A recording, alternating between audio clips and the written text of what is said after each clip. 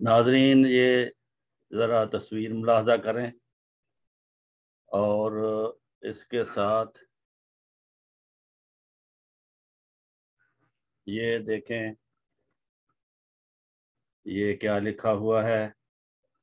इसके बाद मैं आपको सुनाता हूँ। ये पाकिस्तान की आज से 60 साल पहले की तारीख है। ये देखें,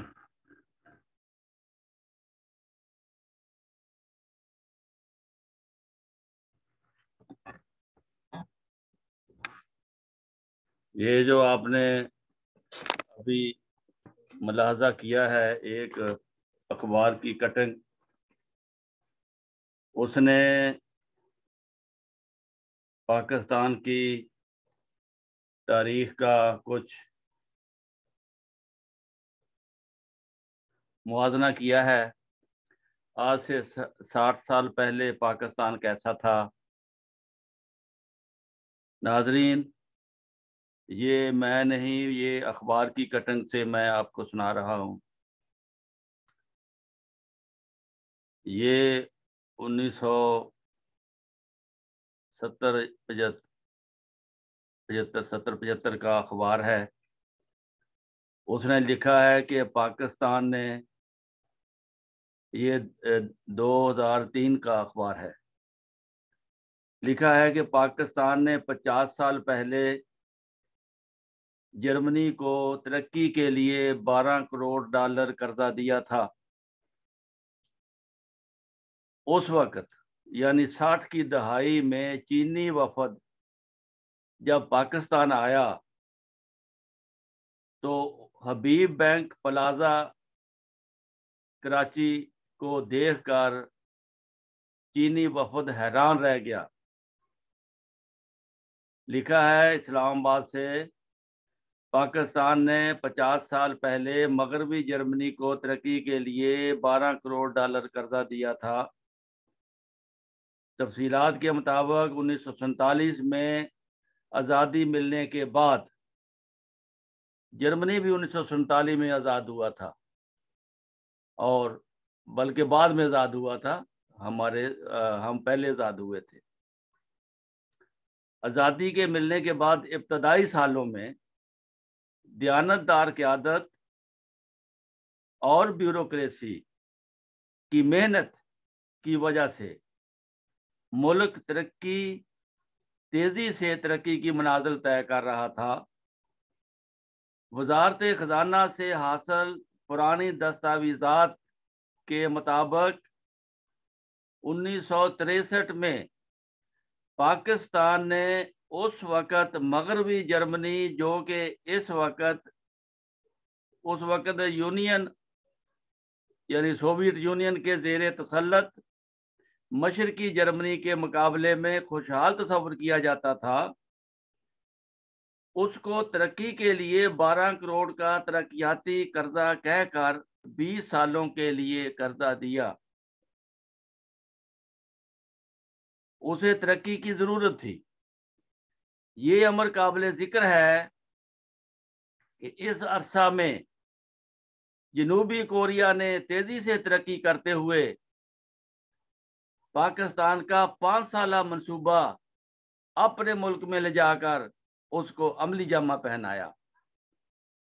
जो उस वक्त तरक्की के लिए 5 साला मंसूबा था पाकिस्तान में, वो जनूबी कोरिया ने जाकर अपनाया, उसकी कॉपी करके, और उस पर अमल किया। और आज देखें कोरिया कहां से कहां पहुंचा हुआ है अमेरिका के मुकाबले में। तो उस वक्त तरक्की के सफर में पाकिस्तान से सैकड़ों कोस आगे अब कोरिया पहुंच चुका है। तरक्की करते हुए पाकिस्तान के इसी दौर में जब कराची में दर्जनों मंजिला हबीब बैंक प्लाजा तामीर हुआ था, पाकिस्तान आने वाला चीनी वफद उसे देखकर हैरान और परेशान रह गया। पाकिस्तान से स्काई स्क्रैपर का डिजाइन लेकर जाने वाले चीनियों की आज तरक्की और पाकिस्तान की तनज़्ज़ुली पर पूरी दुनिया हैरान है।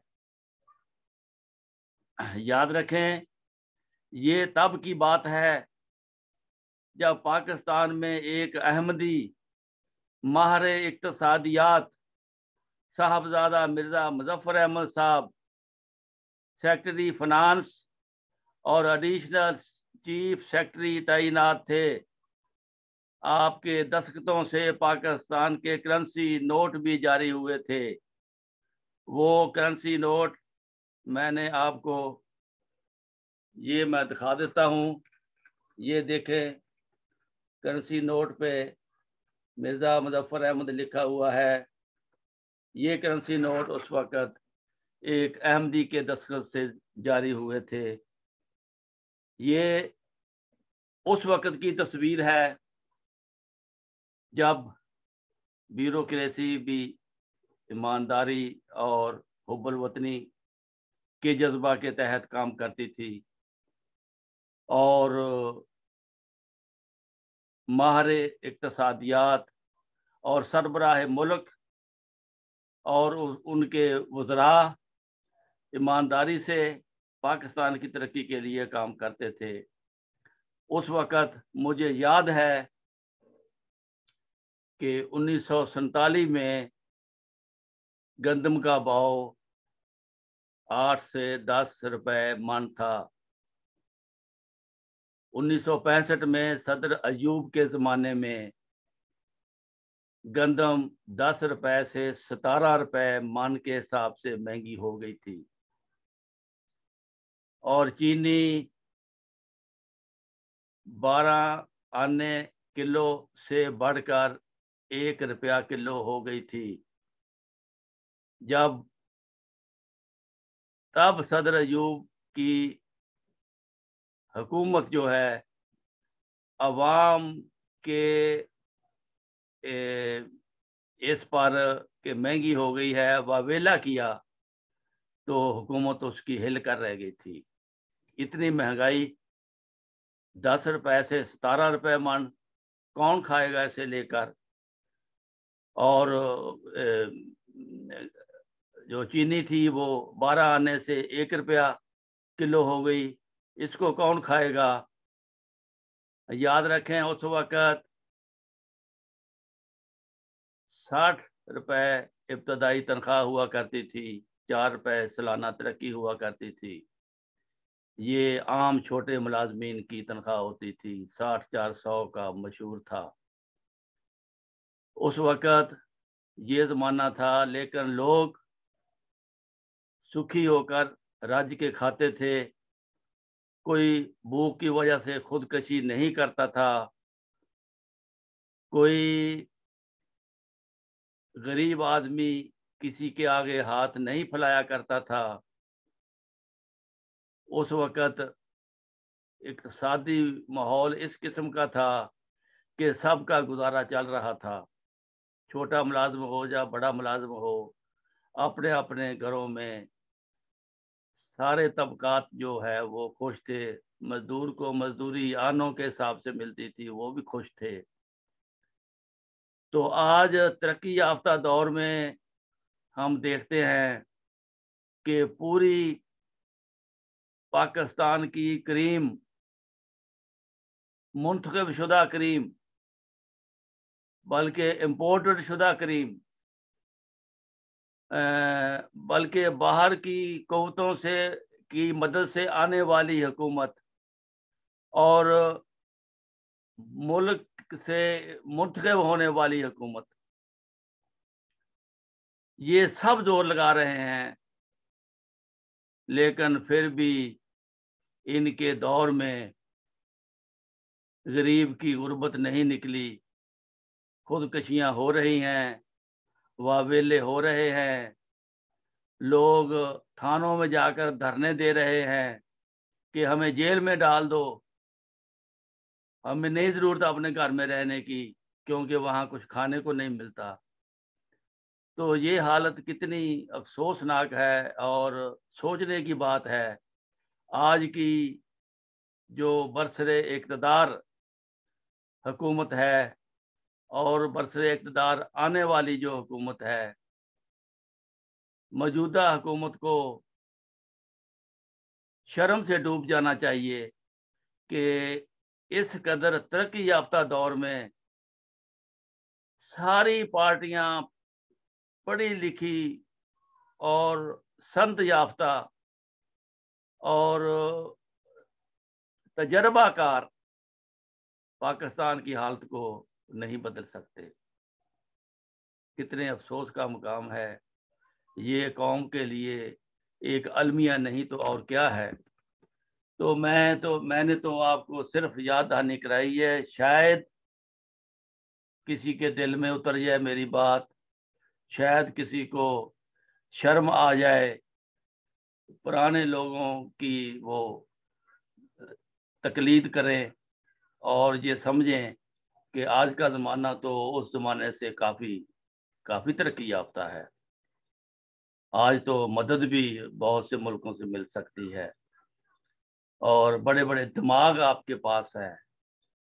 तो क्या हो गया है, एक पाकिस्तान को आप तरक्की की मनाजिल पर गामज़न नहीं कर सकते। होश के नाखुन लें, अल्लाह ताला आपको समझ और बूझ अता करे और पाकिस्तान की तरक्की के लिए आप ईमानदारी से काम करने शुरू कर दें। अपने लालच कम करके पाकिस्तान और पाकिस्तान के अवाम की खातिर अपना वक़्त और माल कुर्बान करें। अल्लाह ताला आपका हिफ्ज़ व नासर हो। बस यही कहना होता है, बाकी का करना तो है सुनने वालों ने अपनी मर्जी। अस्सलामु अलैकुम व रहमतुल्लाहि व बरकातुहू। ये आपका अपना चैनल है, इसको सब्सक्राइब करें। बहुत शुक्रिया, मेहरबानी। वीडियो सुनने का भी शुक्रिया।